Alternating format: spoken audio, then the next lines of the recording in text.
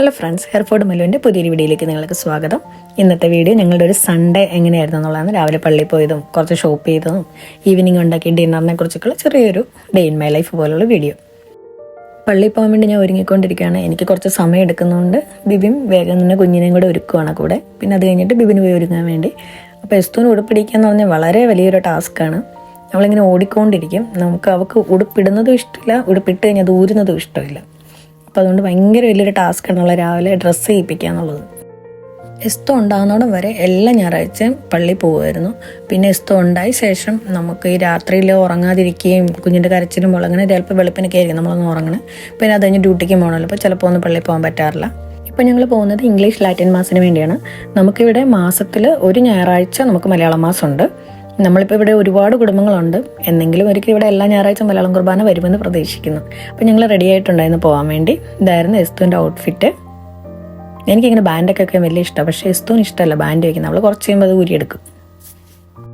ഇവിടെ വിൻ്റർ തുടങ്ങാറായിട്ടുണ്ട്, കാരണം ചെറുതായിട്ട് തണുപ്പൊക്കെ തുടങ്ങി. പിന്നെ വിൻ്റർ ആയിക്കഴിഞ്ഞാൽ എപ്പോഴും ഇവിടെ മഴയാണ്. ഇന്ന് വലിയ കുഴപ്പമില്ലാത്ത ഒരു വെതറാണ്. മഴയായിരുന്നു രാവിലെയൊക്കെ, പക്ഷെ നമ്മൾ പോകാൻ ഇറങ്ങിയപ്പോൾ മഴയൊന്നും ഇല്ലായിരുന്നു. അങ്ങനെ എസ്തുവിനും കാർ സീറ്റിലിരുത്തി അവൾ റെഡിയായി പള്ളിയിലൊക്കെ പോകാൻ. എസ്തുവിന് പുറത്തോട്ട് ഇറങ്ങുന്നത് വലിയ സന്തോഷമുള്ളൊരു കാര്യമാണ്. ശരിക്കും ഇവിടെ വളരുന്ന നമ്മുടെ പിള്ളേരെ ഓർക്കുമ്പോൾ ശരിക്കും വിഷമമാണ്. കാരണം നാട്ടിലൊക്കെ എന്ന് പറഞ്ഞാൽ ഒത്തിരി ആൾക്കാർ ചുറ്റിനുമുണ്ട്. അവരെപ്പോഴും പുറത്തിറങ്ങി കളിക്കാം, കാക്കേനെയും പൂച്ചേനെയൊക്കെ കണ്ട് ഇങ്ങനെ പുറത്ത് മണ്ണും നേച്ചറും ഒക്കെ ആയിട്ട് അവർ നന്നായിട്ട് ഫീൽ ചെയ്താണ് വളരുന്നത്. ഇവിടുത്തെ പിള്ളേർ കൂടുതലും വീടിനുള്ളിൽ തന്നെയാണ്. എനിക്ക് തോന്നുന്നു ഇവിടുത്തുകാരുടെ പിള്ളേർ അങ്ങനെയൊന്നുമല്ല, നമ്മുടെ പിള്ളേർ കൂടുതലും വീടിനുള്ളിൽ തന്നെയാണ്. അധികം ഒരുപാടൊന്നും പുറത്തോട്ട് അങ്ങനെ പോകാറോ കൊണ്ടുപോകാനൊന്നും പറ്റാറാണ്. അത് കാര്യം രണ്ടുപേരും ജോലിക്കൊക്കെ പോകും, ഒരാളെ വീട്ടിലുണ്ടാവുള്ളൂ. ആ ഒരാൾക്ക് ചിലപ്പോൾ ഡ്രൈവ് ചെയ്യാൻ അറിയില്ലെങ്കിൽ പിന്നെ കുഞ്ഞിനെ കൊണ്ട് പുറത്തോട്ട് ഇറങ്ങുക അത്ര പോസിബിൾ അല്ല. പിന്നെ വെതർ വേറൊരു കാര്യം, എപ്പോഴും മഴയാണ്. ടൗണിൽ തന്നെയാണ് ചർച്ചുള്ളത്. ഈ കാണുന്നത് ഇവിടുത്തെ ഒരു മ്യൂസിയമാണ്. ഞാനിതുവരെ പോയിട്ടില്ല, ഒരു ദിവസം പോകണമെന്നുണ്ട്. പോകുമ്പോൾ നിങ്ങളെ കാണിച്ചു തരാം കേട്ടോ. അപ്പോൾ നമുക്ക് റോഡ് സൈഡ് പാർക്കിംഗ് ആണ് ഇവിടെ ചെയ്യുന്നത്. നമുക്ക് സൺഡേ ആയതുകൊണ്ട് പാർക്കിംഗ് ഫീ ഒന്നും വേണ്ട. കൂടുതൽ കാർ പാർക്കിങ്ങുകളിലും 6 PM കഴിഞ്ഞാൽ നമുക്ക് പാർക്കിംഗ് ഫ്രീ ആണ്. 8 AM to 6 PM ആണ് നമ്മൾ പേ ചെയ്യേണ്ടതുള്ളൂ. പക്ഷെ എല്ലാ കാർ പാർക്കിങ്ങിലാണോ എന്ന് എനിക്ക് ഉറപ്പില്ല. ഈ കാണുന്ന ഏഷ്യൻ സൂപ്പർ മാർക്കറ്റ് എന്ന് പറയുന്ന സ്റ്റോറാണ് ഇവിടുത്തെ കേരള സ്റ്റോർ. ഇവിടെ നമുക്ക് എല്ലാ സാധനവും അവൈലബിൾ ആണ്. അപ്പോൾ നമ്മൾ ചർച്ചിലേക്ക് എത്തിയിട്ടുണ്ട്.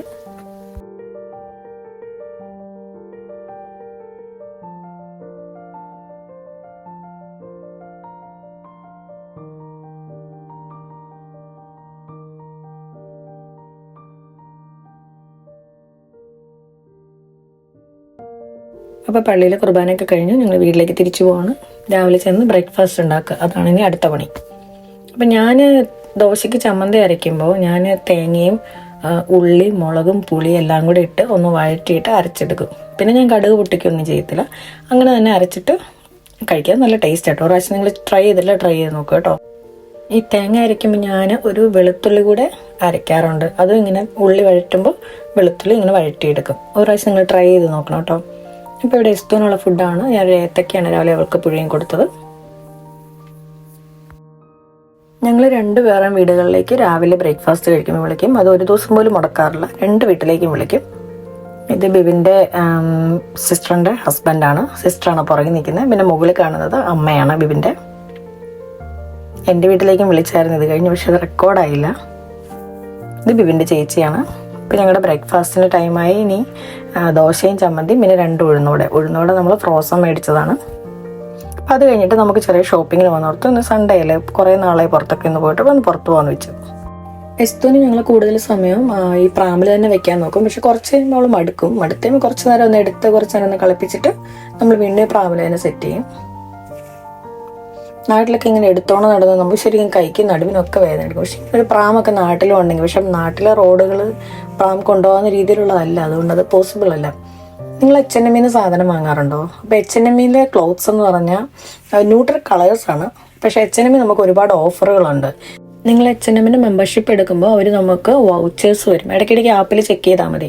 അപ്പോൾ എനിക്ക് ഓൾറെഡി 3 pound ഒരു വൗച്ചർ കിട്ടിയായിരുന്നു. അതുപോലെ തന്നെ മെമ്പേഴ്സിന് ചില പ്രോഡക്ട്സ്, അതായത് ചില ക്ലോത്ത് പ്രോഡക്ട്സ് ഉള്ളത്. ഇപ്പം ബിബിൻ 2 ട്രാക്ക് സൂട്ട്സ് എടുത്തിരുന്നു. അതിന് ഒരെണ്ണത്തിന് 33 pounds ആണ്. മെമ്പർഷിപ്പ് ഇല്ലാത്തവർ കൊടുക്കണം. പക്ഷെ നമുക്ക് മെമ്പർഷിപ്പ് ഉണ്ടെങ്കിൽ നമ്മളത് 26 pounds കൊടുക്കുന്നുള്ളൂ. അപ്പോൾ അങ്ങനെ കുറേ ഓഫറുകളുണ്ട്. അപ്പോൾ നിങ്ങൾ H&Mൽ മെമ്പർഷിപ്പ് എടുക്കണം കേട്ടോ. ഈ സെയിം തന്നെ നിങ്ങൾക്ക് മാർക്ക സ്പെൻസറിലും ഉണ്ട്. പക്ഷെ നമ്മൾ ആപ്പിൽ ഇടയ്ക്കിടയ്ക്ക് ചെക്ക് ചെയ്യണം, വൗച്ചർ കളക്ട് ചെയ്യാൻ മറക്കരുത്. ഇനി നിങ്ങൾ മെറ്റേണിറ്റി വെയർ നോക്കുവാണെങ്കിലും H&M-ലുണ്ട് കേട്ടോ.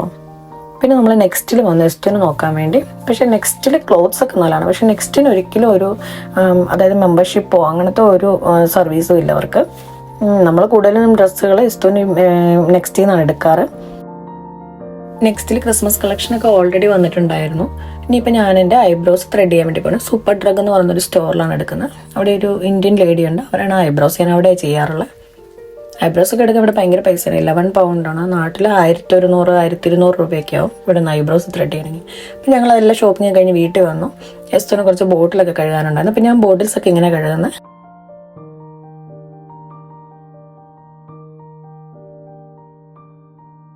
ഇങ്ങനത്തെ ഒരു ബേസിനിലേക്ക് കുറച്ച് വെള്ളം ഒഴിച്ച് സോപ്പ് ഇട്ടിട്ട് കുറച്ച് നേരം ബോട്ടിൽസ് അതിലിട്ട് വെക്കും. എന്നിട്ട് ഇങ്ങനത്തെ ഒരു ബ്രഷ് വെച്ച് നന്നായിട്ട് കഴുകിയെടുക്കും. കുട്ടികളുടെ ബോട്ടിൽസ് നന്നായിട്ട് ക്ലീൻ ചെയ്യണം കേട്ടോ, അതിൽ ഒത്തിരി ഇൻഫെക്ഷനൊക്കെ വരും. എന്നിട്ട് ഇങ്ങനെ സ്റ്റെറിലൈസ് ചെയ്യാൻ വെക്കും. ഇത് ഫിലിപ്സിൻ്റെ അവൻ്റെ എന്ന് പറയുന്ന സ്റ്റെറിലൈസറാണ്. ഇത് 24 hours വരെ നമുക്ക് സ്റ്റെറിലൈസ് ചെയ്ത് കഴിഞ്ഞിട്ട് അതിനുള്ളിലിരിക്കും. ഇത് നല്ല സ്പേഷ്യസ് ആണ്. അതുകൊണ്ട് അവളുടെ എല്ലാ ബോട്ടിൽസും ഒരു 6-8 ബോട്ടിൽസും നമുക്കതിൽ സ്റ്റെറിലൈസ് ഒരേ സമയം ചെയ്യാൻ പറ്റും. അപ്പോൾ ഇതിനെക്കുറിച്ചൊരു വീഡിയോ ഞാൻ എൻ്റെ മുമ്പ് വീഡിയോസിൽ ബോട്ടിൽസിൻ്റെ വീഡിയോയിൽ ഞാൻ ചെയ്തിട്ടുണ്ട്.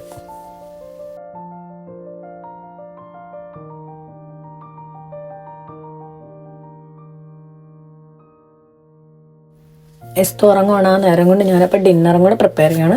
ഞാൻ ഇവിടെ ചെയ്യുന്ന ചിക്കൻ ഫജീറ്റി എന്ന് പറയുന്ന ഒരു ഇതിൻ്റെ ഡ്യൂപ്പാണ് ചെയ്യുന്നത്. ഒറിജിനലായിട്ടൊന്നുമല്ല, ഞാൻ എൻ്റെ രീതിയിൽ കുറച്ച് സാധനങ്ങളൊക്കെ ഇൻഗ്രീഡിയൻസ് ഒക്കെ ആഡ് ചെയ്ത് ചെയ്യുന്നതാണ് കേട്ടോ. അപ്പോൾ ചിക്കൻ ഇങ്ങനെ നീളത്തിൽ ചെറുതായിട്ട് അരിഞ്ഞെടുക്കണം. എന്നിട്ട് ഞാൻ ക്യാപ്സിക്കം എടുത്തിട്ടുണ്ട്, സവോള എടുത്തിട്ടുണ്ട്, പിന്നെ ഞാൻ കുറച്ച് വെളുത്തുള്ളി ഒരു 1, 2, 3 പീസൊക്കെ.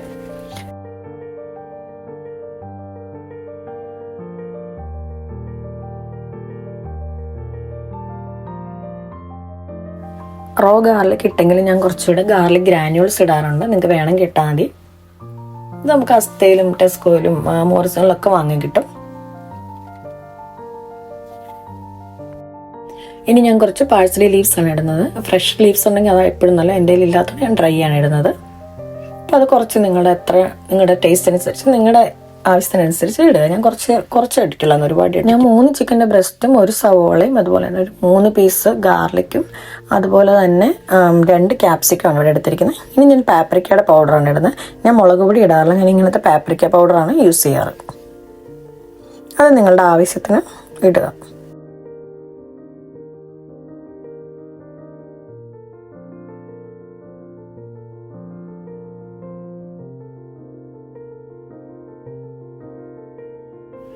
ഇനി ഞാൻ ഇടുന്നത് കുരുമുളക് പൊടിയാണ്. ക്രഷ് ചെയ്ത് വെച്ചിരിക്കുന്ന കുരുമുളക് പൊടിയാണത്.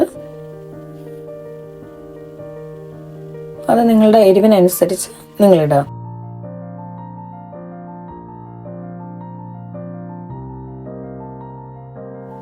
ഞാൻ റോ ജിഞ്ചർ ഉപയോഗിക്കാറില്ല. ഞാൻ എപ്പോഴും ഡ്രൈ ജിഞ്ചർ പൗഡറാണ് ഇങ്ങനത്തെ റെസിപ്പീസിൽ ഉപയോഗിക്കാറ്.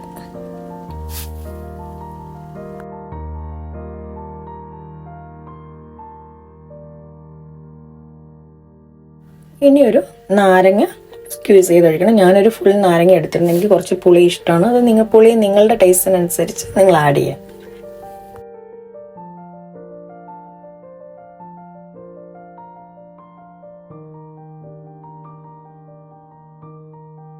ഞാനിപ്പോൾ നോർമൽ സോൾട്ട് ഉപയോഗിക്കാം. ഞാനിപ്പോൾ ഹിമാലയൻ സോൾട്ടാണ് യൂസ് ചെയ്യുന്നത്. ഹിമാലയൻ സോൾട്ട് നമുക്ക് ഹെൽത്തിന് ഒരുപാട് നല്ലതാണ്.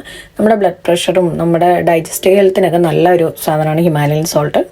ഇനി ഞാൻ TK Maxx നിന്ന് മേടിച്ചതാട്ടോ. അപ്പോൾ അത് നിങ്ങളുടെ ആവശ്യത്തിനനുസരിച്ച് ഉപ്പ് ഇടുക. ഇനി ഞാൻ ചെയ്യാൻ പോണത് ഒലിവ് ഓയിലാണ്.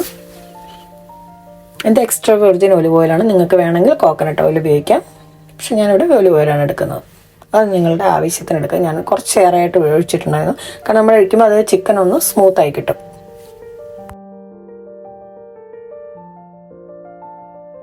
എന്നിട്ട് ഇത് മിക്സ് ചെയ്തിട്ട് നിങ്ങൾ ഫ്രിഡ്ജിൽ വെക്കുക. ഞാനൊരു 2-3 മണിക്കൂർ ഇത് ഫ്രിഡ്ജിൽ വെച്ചിട്ടുണ്ടായിരുന്നു. നിങ്ങൾക്കിത് പാനിൽ വെച്ചിട്ട് വേണമെങ്കിലും റെഡിയാക്കി എടുക്കാം. ഞാനിവിടെ എയർ ഫ്രൈ ആണ് ചെയ്യുന്നത്.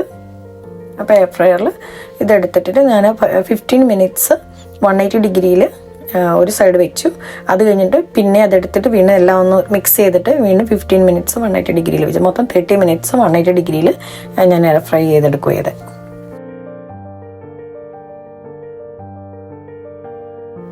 അപ്പം ഞാൻ ഇതിൻ്റെ കൂടെ ബ്രൗൺ ബ്രെഡാണ് കഴിച്ചിരുന്നത്. ബ്രൗൺ ബ്രെഡും പിന്നെ കുറച്ച് പൊട്ടറ്റോ ചിപ്സും പിന്നെ ഈ ചിക്കൻ ഫജീറ്റി, അതിൻ്റെ അതെങ്ങനെയാണ് പ്രൊനൗൺസ് ചെയ്യുന്നതെന്ന് ഞാൻ വിചാരിക്കും, എനിക്കറിയില്ല കറക്റ്റ് എങ്ങനെ പ്രൊനൗൺസ് ചെയ്യുന്നതെന്ന്. എൻ്റെ വേർഷനിൽ ഞാൻ ചെയ്തതാണിത്. ഇപ്പോൾ ബിബിന് കഴിച്ചിട്ട് ഇഷ്ടമായി. ഞാൻ ആദ്യമായിട്ട് ഇത് വീട്ടിലുണ്ടാക്കണം. ഇപ്പോൾ ബിബിന് ഇഷ്ടമായി.